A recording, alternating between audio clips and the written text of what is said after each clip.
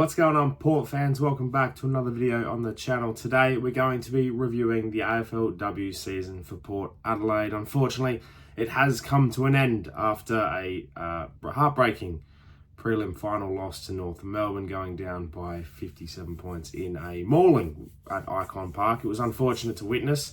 Obviously, as we saw, I was live streaming at the time, and it was definitely something that was not expected. I definitely thought that the work would be cut out for us on the day, plus an excruciating heat and everything that came with the game. But for us, it's been a hell of a season, and one that I think Port Adelaide can be extremely proud of. So let's get straight into it and let's review the 2024 AFLW season for Port Adelaide. I cannot put into words purely how much fun and enjoyment it was to witness what the girls did this year. They made this club proud. They did so much right, and everyone deserves credit, and everything they did was definitely something that you couldn't simply not leave unnoticed. It was unbelievable to witness what the AFLW girls did, finishing 6th this year, making it all the way to a prelim, winning 8 in a row.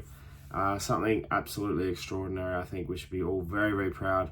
And one that you sit here and you go, right, had a couple of years where, we finished second bottom, and then there was, last year was still in the bottom 4, and we were looking to improve and quite possibly push for a top 8 side.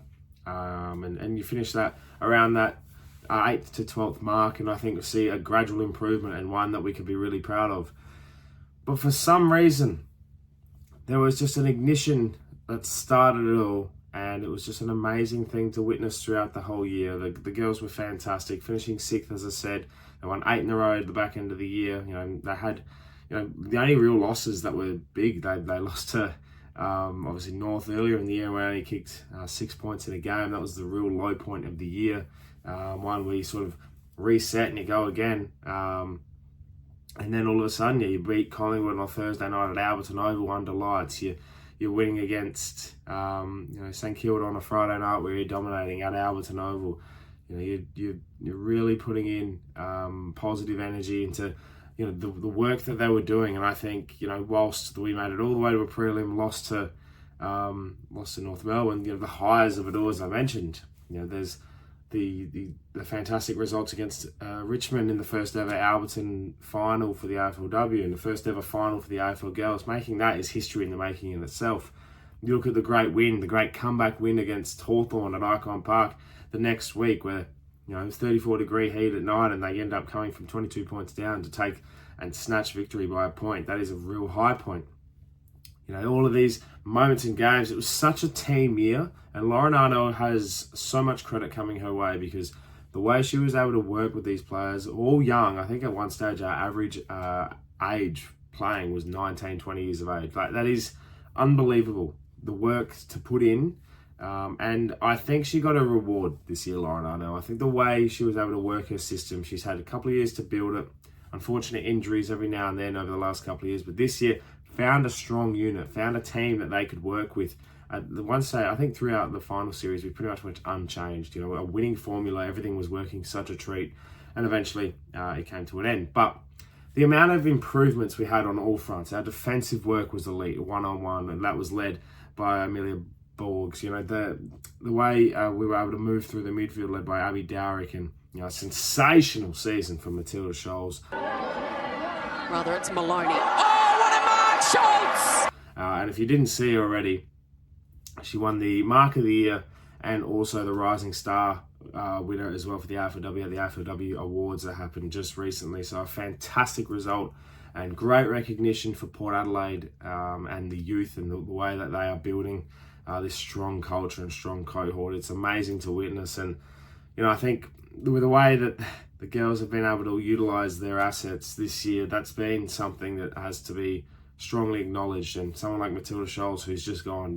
stuff it. I am strong in the contest. I'm a ruckman. I'm going to take the game on. I'm athletic. I can be utilised anywhere. Plays up forward, kicks goals, is able to manipulate the ruck contest in the way perfectly. She was able to move it around and help out her partner in Abby Dowrick, and everyone was able to complete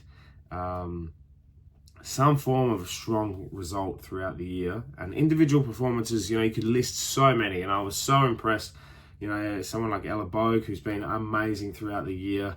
Shania Goody in her first year came runner-up in the Rising Star as well, behind Matilda. These players, Gemma Houghton stood up at the front, Ash Saint coming across and been fantastic. Julia Teakle was unbelievable. All these players were able to have a contest and have an impact at the contest, and no matter what, it all stood out. Brooksby, another one that was absolutely amazing. Pippa Window was fantastic. These players, Ebony O'Day, I can list so many, and they all deserve the recognition throughout the year. They were absolutely phenomenal, and I think the way that this season panned out, it's a true testament to what the culture and the development of the Port Adelaide Football Club is. This is a blueprint of what can be utilised for future teams. If you want to turn your club around, you invest, you make sure you have good focus on your youngsters, and you invest so much in the way that you're going forward, and you have a proper plan. And I think that's what Port Adelaide has had. And the introduction of so many great youngsters is just phenomenal. And I think this club's got a long time ahead where they're going to be at the top of the ladder. And if there's a prelim this year, why not go all the way next year? It's something that I strongly think there's a real possibility. So looking ahead to 2025, it's obviously been a few changes already. There's going to be 12 games next year, the August start date for the AFLW. So a shorter period of time to turn around and do it. But we invest a lot of time in this AFLW, and I think if you're a Port fan and you sit here and you say, it doesn't interest me because you don't like the product, then that's fine. Not everyone can have a taste in footy or have a taste in the women's footy. That's a decision that people make. But if you're sitting there on the fence and you haven't really invested or haven't given the opportunity or the chance to invest in this AFLW side, Port Adelaide are well pictured to be the front runners next year. Honestly, with the system we have, I would be getting around the girls going into next year. Do we need anything in particular? You know what? We've got a good crop. I don't think too many changes will be had.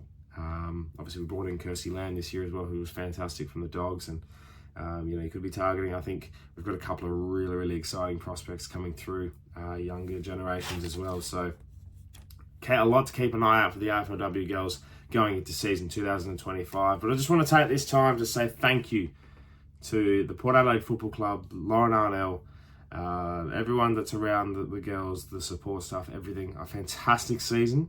It's one that I've thoroughly enjoyed, being a lot more invested this year. And I think you find that even though the winning ways occurred, the way you could see the development of this group was a reward in itself. So I really want to say thank you. Congratulations, and I look forward to everyone jumping on board next year. It's going to be an exciting 2025, so make sure you jump on board. And make sure you subscribe to the channel for plenty more AFLW, AFL, and footy content to come your way across the off-season. Thank you very much for watching. My name's Anthony, and as always, come the girls.